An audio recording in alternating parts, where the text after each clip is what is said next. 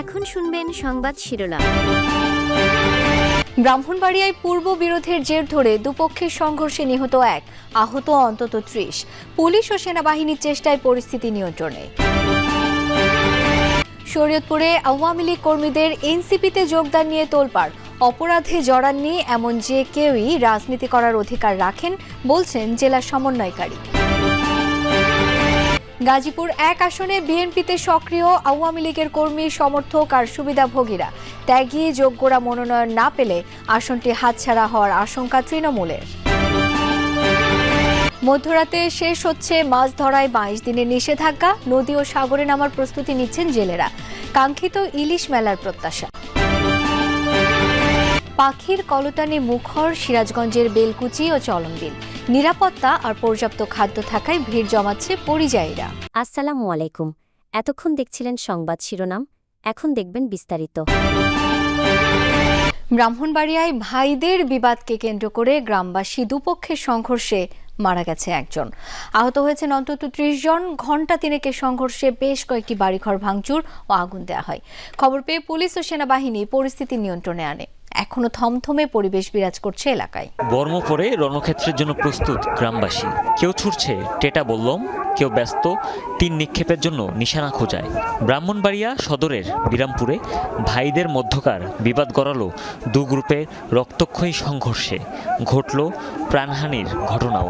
স্থানীয়রা জানায় বিভিন্ন বিষয় নিয়ে একই পরিবারের ৬ ভাইয়ের মধ্যে বিরোধ চলছে। এ কারণে ২ ভাই যোগ দেয় স্থানীয় প্রভাবশালী সাচ্চু মিয়ার দলে।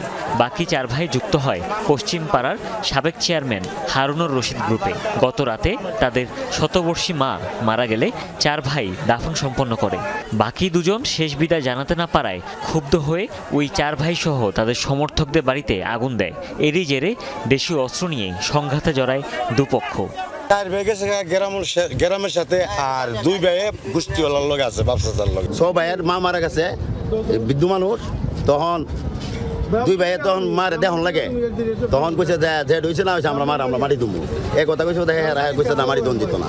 তখন এটা নিয়ে সেটা ঝগড়া দিচ্ছে। ওই এসে আর পরে মনে হচ্ছে আজকাল পরিণতি উদ্দুরেছে। সংঘর্ষ চলে ঘণ্টা তিনেক। কেন্দ্রীয় নেতারা বলছেন ২৪-এর গণ অভ্যুত্থানের আগে আওয়ামী লীগ ও ছাত্রলীগের সাথে জড়িত কেউ এনসিপিতে যোগ দিতে পারবে না। অথচ শরীয়তপুরে আওয়ামী লীগের কর্মী সমর্থকদের ফুল দিয়ে দলে স্বাগত জানিয়েছেন ওই জেলায় এনসিপির প্রধান সমন্বয়কারী। এই নিয়ে চলছে ব্যাপক আলোচনা সমালোচনা। এনসিপির জেলা সমন্বয়কারীর দাবি, কোনো অপরাধে জড়িত ছিলেন না এমন যে কারোরই রাজনীতি করার অধিকার আছে। আমাকে বলেছে যে আমি দীর্ঘদিন আওয়ামী লীগের কর্মী ছিলাম। আমাদের নাগরিক পার্টির মূল মন্ত্র হচ্ছে আওয়ামী লীগের কর্মী সমস্ত কিছুকে ওয়েলকাম, সবাইকে ওয়েলকাম। গেল বুধবার শরীয়তপুর সদরে একটি রাজনৈতিক সভায় আওয়ামী লীগ কর্মীদের দলে নেয়া ও সার্বিক বিষয়ে সহযোগিতার আশ্বাস দেন জাতীয় নাগরিক পার্টির জেলা কমিটির প্রধান সমন্বয়কারী অ্যাডভোকেট রুহুল আমিন। ঘটনাটি প্রকাশ্যে আসতেই শুরু হয় আলোচনা সমালোচনার ঝড়। প্রধান সমন্বয়কারীর সিদ্ধান্তে ক্ষুব্ধ বৈষম্য বিরোধী ছাত্র আন্দোলন ও এনসিপির অনেকেই। এটা তাদের দলীয় সিদ্ধান্ত, কি হতে পারে আমি জানি না। তবে আমরা আমাদের বৈষম্য বিরোধী ছাত্র আন্দোলনের পক্ষে আমরা যারা ছিলাম, আমরা তীব্র নিন্দা এবং প্রতিবাদ জানাচ্ছি। আওয়ামী লীগের কোনো কমিটির অন্তর্ভুক্ত এরকম কোনো লোককে আমরা দলে ফুল দিয়ে বরণ করে নেব, এটা আমাদের এনসিপির নীতির সাথে যায় না।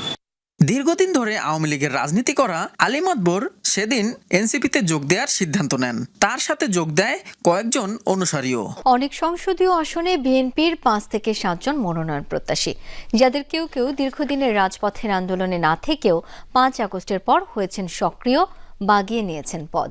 প্রভাব খাটিয়ে নিজেদের মতো করে স্থানীয় কমিটিও করছেন। পুরনো ত্যাগীদের বদলে জায়গা পেয়েছেন আওয়ামী লীগের কর্মী সমর্থক এবং সুবিধাভোগীরা।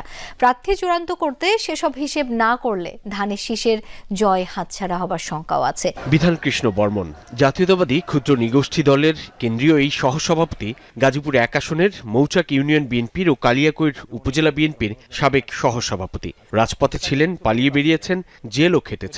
কিন্তু ৫ আগস্টের পর বিধান কৃষ্ণ বর্মনের মতো এই সংসদীয় আসনের বেশ কয়েকটি ইউনিয়নের সাবেক দায়িত্বশীলদের অনেকেই পদবঞ্চিত। সিনিয়র সহসভাপতি ছিলাম মৌচাক ইউনিয়নের এবং উপজেলা সাংগঠনিক সহসভাপতি ছিলাম, কিন্তু আমাদের মূল্যায়ন করা হয় না। অ্যাডভোকেট কামরুল ছিল, সভাপতি এবং উপজেলা সাংগঠনিক সম্পাদক তাকেও কোনো মূল্যায়ন করা হয় না। মৌচাকের বিষয়টা আমি বলতেছি, আর যারা নির্যাতিত নিপীড়িত নেতা তাদের কাউকে মূল্যায়ন করে না, এখানেই দুঃখ। আমি চাপাই বিএনপির সভাপতি, কালিয়াকৈর উপজেলা বিএনপির সহসভাপতি। আমার ইউনিয়নে যাকে আহ্বায়ক করা হয়েছে, এই 17 বছর তিনি রাজপথে ছিলেন না। রাজধানী ঢাকার পাশে শিল্পাঞ্চল খ্যাত কোনাবাড়ি, কাশিমপুর, কালিয়াকৈর নিয়ে গঠিত গাজীপুর 1 সংসদীয় আসন। বিগত কোনো নির্বাচনেই যে আসনে জয় পায়নি ধানের শীষ প্রতীকের বিএনপি। একসময়ের প্রভাবশালী নেতা তানভীর আহমেদ সিদ্দিকী বারবার হেরেছেন এই আসনে। ইলিশের প্রজনন মৌসুমে মাছ ধরায় 22 দিনের নিষেধাজ্ঞা শেষ হচ্ছে আজ মধ্যরাতে। নদীতে নামার প্রস্তুতি নিচ্ছেন ভোলার প্রায় 3 লাখ জেলে। মাছ ধরার জাল, নৌকা ও ট্রলার মেরামত করছেন তারা। আশা কাঙ্ক্ষিত পরিমাণ ইলিশ ধরে ধার দেনা পরিশোধের মাধ্যমে ঘুরে দাঁড়াবেন আবার। জালের ফাঁসে বাধা জীবন জীবিকা, তাই মাছ ধরায় নিষেধাজ্ঞার সময় ফুরিয়ে আসায় নদী পাড়ে জমে উঠেছে কর্মব্যস্ততা। শনিবার মধ্যরাতে শেষ হচ্ছে ইলিশ শিকারে 22 দিনের নিষেধাজ্ঞা, তাই ঋণ নিয়ে নৌকা মেরামত আর জাল কিনেছেন অনেকে। কেউ আবার পুরনো জালকেই মেরামত করছেন। মেঘনা ও তেঁতুলিয়া নদীতে প্রস্তুত রয়েছে সারি সারি নৌকা আর ট্রলার। জাল ফল করছি অভিযানের 22 দিন বইটা থেকে বাসায় লাইন ফ্যান করে নামি ছায়াল্লা কি করে মালিকে। প্রত্যেক সিজন শেষে আমরা দাঁড় দেনা করে জাল নৌকার কাজকাম করে আমরা মনে করি নামতাম। নিষেধাজ্ঞার সময়টা খুব একটা ভালো কাটেনি জেলেদের। নদীতে গিয়ে কাঙ্ক্ষিত ইলিশ শিকার করে দিন বদলের আশা তাদের। সরকার আমাকে 25 কেজি চাল দিচ্ছে, এদিকে সংসার চলে দেনা বেনা করে সাবার করছি, মাসের দেনা বেনা বাড়ি করে ছাড়ে না। লোন লইছি 60,000 টাকা, 60,000 টাকা লোন লইছি। মনে করেন আমরা নদীতে নামবো, আল্লাহ যদি মাছ দেয় তো আর কোনো কথা নেই, আমরা ঋণ পরিশোধ করতে পারবো। মৎস্য কর্মকর্তার দাবি, চলতি মৌসুমে মা ইলিশ রক্ষায় সফল হয়েছে তাদের অভিযান। শীত আসার আগেই দেশের বিভিন্ন এলাকায় ভিড় করেছে পরিযায়ী পাখি। চলনবিল ও সিরাজগঞ্জের বিভিন্ন এলাকা জুড়ে এখন পাখির কলরব। সকাল সন্ধ্যা দেখা মিলছে ব্যস্ত পাখিদের। গাছের মগডালে আবাস গড়ে তুলেছে তারা। পাখি প্রেমীরা বলছেন, নিরাপত্তা আর খাদ্যের প্রাচুর্য থাকায় বাড়ছে পাখি। মৃদু কুয়াশা গায়ে মেখে ভোরের আড়মোড় ভাঙছে প্রকৃতি। শীতের অপেক্ষা। চলনবিলে এখন সকাল আসে পাখির কলতানে। কথায় আছে, যে পাখি খাঁচায় থাকে না তার হারিয়ে যাওয়ারও ভয় নেই। তাই বারবার বাংলার প্রকৃতির টানে ফিরে আসে পরিযায়ীরা। পূব আকাশে আলোর রেখা ফুটে উঠতেই জেগে ওঠা নীল আকাশ আর ডানার নির্ভরতা। স্বাধীন উড়ানে সুর খুঁজে নেয় মুক্ত পাখি। গরমের তীব্রতা কমতে শুরু করলেই চলনবিল জুড়ে ভিড় করে পরিযায়ীরা। ঝাঁকে ঝাঁকে পাখির কোলাহলে মুখর হয়ে ওঠে চারপাশ।